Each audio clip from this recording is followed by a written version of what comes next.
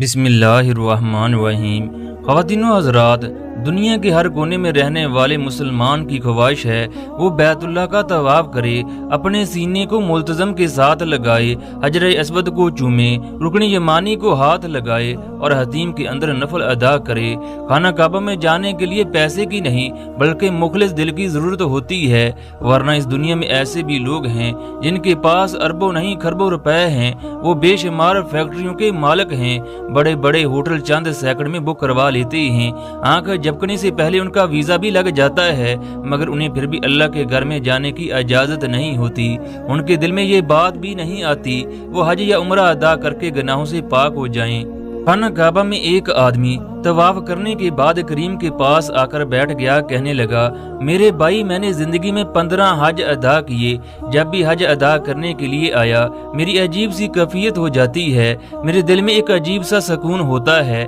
میں فیصل آباد میں تاج فیکٹری کا مالک ہوں۔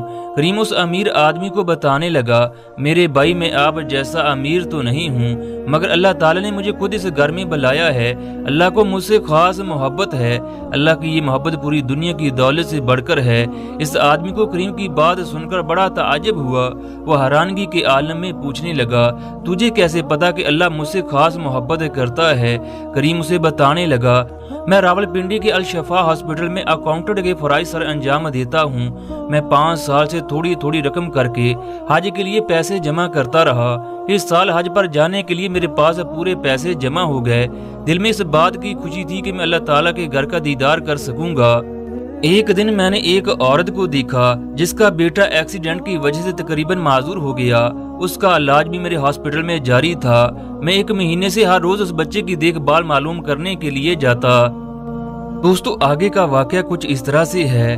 وہ ایک غریب عورت تھی، لہذا کریم ڈاکٹروں سے درخواست کرتا اس کے بچے کا اچھے طریقے سے علاج کیا جائے۔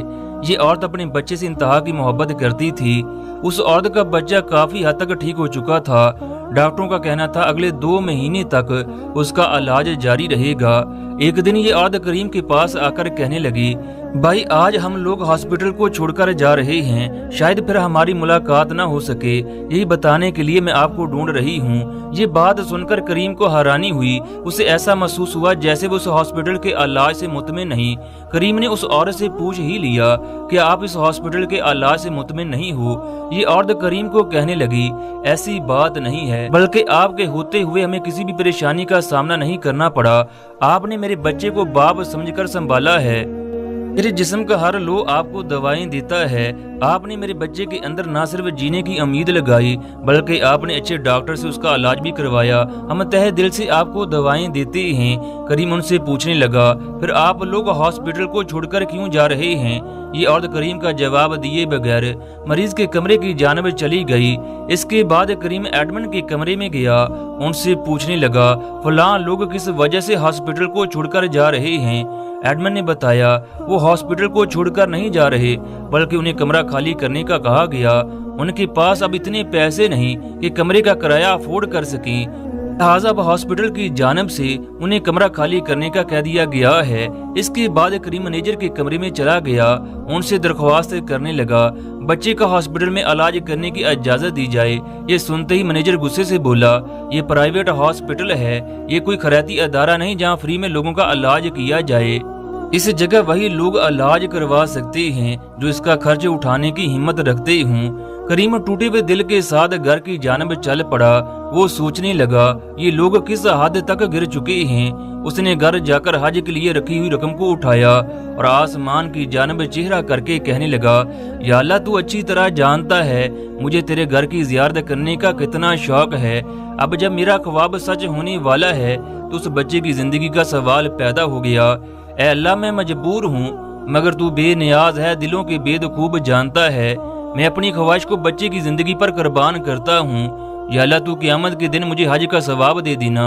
اس کے بعد کریم ہاسپٹل گیا اور اگلے 2 مہینے کی رقم کو جمع کروا دیا۔ کریم کے دل میں انتہائی سکون اور خوشی تھی، حج پر نہ جانے کی خواہش ابھی بھی اس کے دل میں موجود تھی۔ جب کریم شام کو گھر آ کر کمرے میں لیٹا تو حج کے تمام مناسک اس کی آنکھوں کے سامنے تھے۔ वो सोया था कि उसने ख्वाब में बैतुल्लाह का तवाफ किया, हजर अस्वद का बोसा लिया, ख्वाब में ही लब्बैक अल्लाहुम्मा लब्बैक के नारे लगाए। इसके बाद लोग इसके गिर्द जमा हो गए, कहने लगे अल्लाह ने तुम्हारे हज को कबूल कर लिया। करीम जल्दी से उठा तो देखा उसके फोन की घंटी बज रही थी। उसने कॉल रिसीव की तो आगे से हॉस्पिटल का मैनेजर था जो करीम को कह रहा था मालिक हर साल हज के लिए जाते हैं, हर साल उनके साथ डॉक्टर काशिफ भी होते हैं, मगर इस दफा उनकी बीवी की तबीयत खराब हो गई जिसकी वजह से वो जा न सके। हॉस्पिटल के एक आदमी ने आपका नाम बताया, अगर आप हज पर जाना चाहते हैं तो अपने कागजात को लेकर फौरन हॉस्पिटल पहुंच जाओ। ये सुनना था कि करीम की आंखों से आंसू जारी हो गए। उसने वजू किया और सजदे में गिरकर अल्लाह का शुक्र अदा किया। फिर करीम ने अपने कागजात मैनेजर के हवाले किए। यूं करीम खाना काबा पहुंच गया। करीम ने हज के दौरान हॉस्पिटल के मालिक की खूब खिदमत की। वो करीम से इंतहाई खुश हुआ। करीम ने मालिक को तमाम वाकया सुनाया कि वो किस तरह हज के लिए आपके साथ पहुंचा। मालिक ने हॉस्पिटल में फोन करके कहा कि उस बच्चे का फ्री में इलाज किया जाए। जब करीम वापस आया तो उसके तमाम पैसे वापस कर दिए गए। ये तमाम वाकया सुनकर फैक्ट्री का मालिक जो करीम के पास बैठा था उसकी आंखों से आंसू जारी हो गए। उसने उठकर करीम का माथा चूमा, कहने लगा वाकई अल्लाह ने तुम्हें खुद बुलाया है। मेरे 15 हज तुम्हारे एक हज के बराबर भी नहीं हो सकते। वाकई अल्लाह को तुमसे बहुत प्यार है। करीम जब हज करने के बाद पाकिस्तान पहुंचा, एक दिन मालिक हॉस्पिटल आया। उसने बच्चे की खरीद दरियाफ्त की, करीम को हॉस्पिटल का मैनेजर बना दिया। यूं अल्लाह ताला ने एक नेकी की वजह से करीम को कई नेमतें अता की, हज भी करवा दिया, उसकी 5 साल की रकम भी वापस कर दी, उसे हॉस्पिटल का मैनेजर भी लगवा दिया, मालिक के साथ अच्छे ताल्लुकात भी कायम कर दिए। ख़वातीनो हज़रात, अल्लाह ताला किसी की नेकी को ज़ाया नहीं करता। अल्लाह उसे वहाँ से नवाजता है जहाँ से उसका वहमो गमान भी नहीं होता। अल्लाह ताला कहता है जो मेरी तरफ एक कदम चलता है मैं उसकी तरफ 70 कदम आता हूँ। अल्लाह ताला तो बंदे को माफ़ करने के बहाने ढूंढता है कि मेरा बंदा कब मुझसे माफ़ी मांगे मैं इसे माफ़ कर दूँ। अल्लाह ताला की रहमत उसके गज़ब पर गालिब है। यही वजह है जहन्नम के 7 दरवाजे हैं जबकि जन्नत के 8 दरवाजे हैं। हदीस में है जब अल्लाह ताला किसी बंदे से मोहब्बत करता है तो जिब्राईल अलैहिस्सलाम आसमान पर ऐलान करते हैं अल्लाह ताला फलां आदमी से मोहब्बत करता है, तुम भी उससे मोहब्बत करो।